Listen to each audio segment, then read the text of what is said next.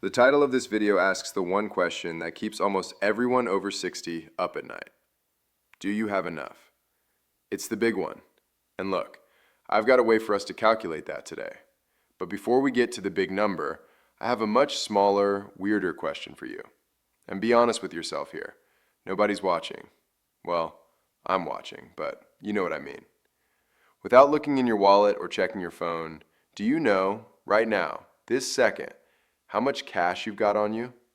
Okay, here's a harder one. Think about the last time you pulled $100 out of the ATM. Can you actually account for where it went? Like, all of it? Because I'll tell you, I asked my wife that question last week and she just stared at me. You know the look. 30 years of marriage, 30 years of me asking questions like that, and she still gives me that look. God bless her for putting up with my CPA brain all this time. And the real kicker. Could you tell me, off the top of your head, what you spent last month? Total. Not a ballpark. The actual number. If you're sitting there going, no, Daniel, I cannot. Don't feel bad. You're in the majority. I've been a CPA and retirement planner for 30 years now, and I've asked those questions to hundreds of people. Smart people, successful people, folks who run businesses, manage teams, keep their whole family's schedule in their head without breaking a sweat. And most of them can't answer either, which is a problem. Because if you don't know what your life actually costs today, how are you going to know if you've got enough saved for tomorrow? Now I know what you're thinking. Daniel, I've heard this before. Save more, spend less, blah, blah, blah. And yeah, okay, that's part of it. But here's the thing nobody tells you. It's not really about willpower, it's about awareness. Most people have no idea where their money actually goes.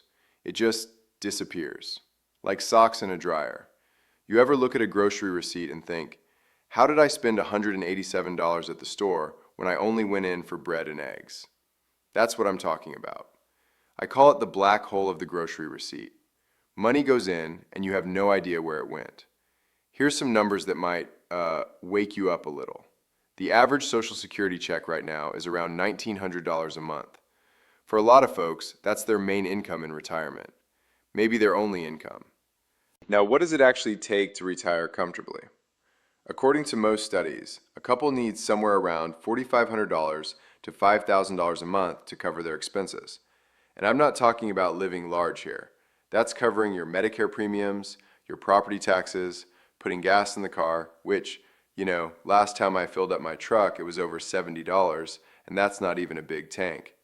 Maybe going out to dinner once in a while. That's keeping the lights on and the heat running. Have you seen what propane costs these days? I was talking to a buddy of mine up in New Hampshire. He's paying close to $5 a gallon. Don't get me started. And that $4,500 figure, that's assuming no mortgage. If you've still got a house payment, you can tack on another $1,000 or $2 easy. There's a gap there, a pretty big one. And numbers are just numbers until they become somebody's real life. That reminds me of a client I was talking to just last Tuesday. We'll call her Sarah. Sarah's doing fine on paper. She's got a good job, nice house out in the suburbs. But last year, her dad passed away. And when he did, he left behind Sarah's mom with, well, not much. A small pension from his old job at the plant. Social Security. No real savings to speak of. They always figured they'd be okay, They had the house, they had each other. Now Sarah's 72-year-old mother is living in her spare bedroom, the one that used to be the home office. Sarah had to move her desk into the corner of the living room. And look, that's the small stuff. The real cost? Sarah's covering the Medicare Part B premiums. That's about $175 a month right there. The prescription copays. Her mom's got blood pressure medication and something for her thyroid, and those add up quick. The groceries. Because mom can't exactly eat what she used to, so now there's a whole separate shelf in the fridge. Low sodium crackers, soft foods, stuff that's easy on the stomach. And here's the one nobody thinks about. The heating bill went up, because her mom is cold all the time. So the thermostat that used to sit at 68 is now at 72. And that extra 4 degrees, in January, that's an extra $60, $70 a month easy. Sarah told me, and I'll never forget this, she said, Daniel, I love my mom. I'm glad I can do this, but I don't want to do this to my kids. That one hit me. Because that's the thing, right? This isn't just about you. It's about the people who love you and what happens to them if you don't have a plan. Now, I'm not trying to be the Grim Reaper here, but I do want to give you something you can actually use. So let me share a little CPA shortcut with you. I call it the Rule of 375. Actually, let me back up. Let me explain where this comes from first. You might have heard of the 4% rule. Basically, the idea is you can withdraw about 4% of your nest egg each year without running out of money over a 30-year retirement. It's a solid rule of thumb. Now, 4% annually means you need about 25 times your yearly spending saved up. But here's the thing. Most of us don't think about money yearly. We think monthly. What's my car payment? What's my grocery budget? So I flipped it around. And then I added a cushion for taxes because, and this is the accountant in me talking, Uncle Sam's going to want his cut of those 401k withdrawals, roughly 20% for most folks.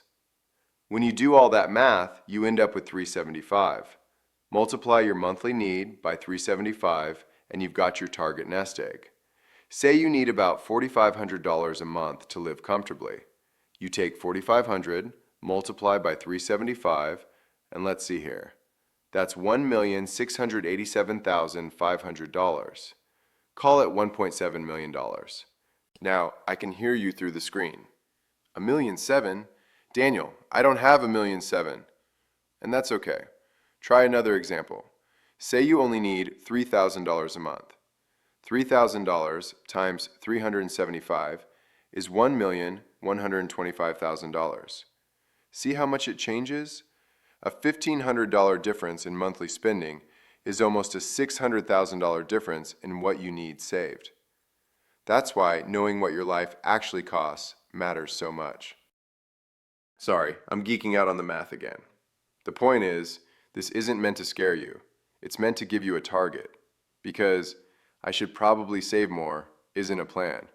I need $1.2 million by 67 is a plan.